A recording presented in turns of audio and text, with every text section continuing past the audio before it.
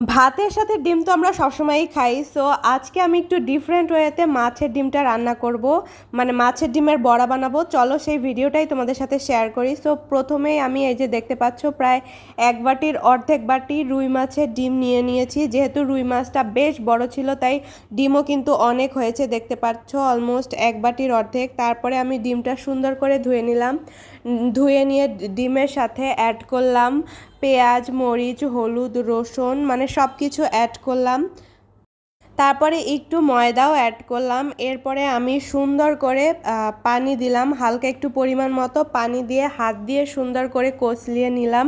যেহেতু এটা একদম ভর্তা করতে হবে তাই হাত দিয়ে সুন্দর করে আমি পেস্ট করে নিলাম। এই যে দেখতে পাচ্ছ আমার মাছের ডিমের পেস্টটা কিন্তু বেশ সুন্দর হয়েছে আর দেখতেও কিন্তু বেশ ভালো হয়েছে, একদম পুরো মিশে গিয়েছে সব একসাথে। সো এখন আমি এগুলো হচ্ছে তেলের উপর দিয়ে বড়া ভাজবো। সো এই যে আমি তেলের উপর, অ্যাকচুয়ালি আমি ছোট ছোট দিতে চেয়েছিলাম বাট আমার দেওয়াটা ছোট হয়নি, বড়ই হয়েছে। বাট এটা ছোট ছোট দিলে বেশ ভালো লাগতো।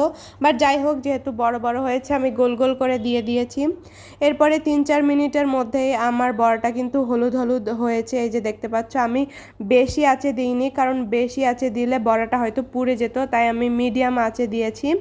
বেশিক্ষণ লাগে না এই বড়াটা হতে। এই যে 5 মিনিটের মধ্যেই কিন্তু আমার বড়াটা বেশ সুন্দর একটা কালার এসেছে, লাল লাল।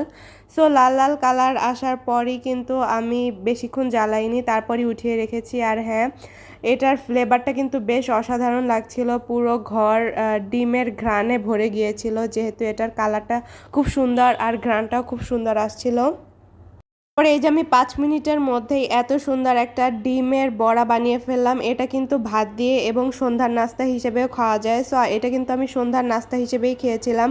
সস দিয়ে খেতে বেশ অসাধারণ লেগেছে আর মুচমুচে হয়েছে, গরম গরম ডিমের বড়া বেশ অসাধারণ। চাইলে তোমরাও বাসায় বানাতে পারো। সো এই ছিল আজকের ভিডিও। সবাই ভালো থাকবেন। আল্লাহ হাফেজ, বাই বাই, টাটা।